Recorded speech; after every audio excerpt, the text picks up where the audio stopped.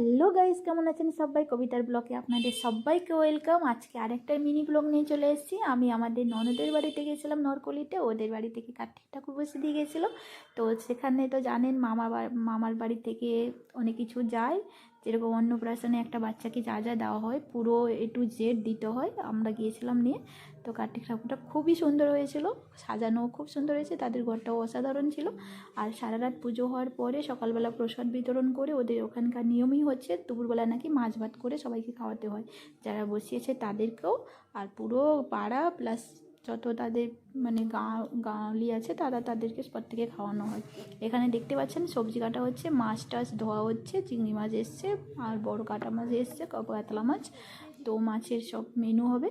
এখানে হয়েছিল চচ্চড়ি, ডাল আর চাল কুমড়ো চিংড়ি মাছের তরকারি, মাছের ঝোল, আর হয়েছিল চাটনি, পায়েস, পাঁপড়, মিষ্টি। আর দেখতে পাচ্ছেন কতজন খাচ্ছে। খুব খুব আনন্দ হয়েছে, আমরা প্রচুর আনন্দ করেছি। ওখানে সবাই মিলেমিশে সবাই একসাথে কাজ করেছিল, খুব খুব ভালো লেগেছে। আর থ্যাংক ইউ এতক্ষণ ধরে দেখার জন্য। কেমন লাগলো প্লিজ কমেন্ট করে জানাবেন।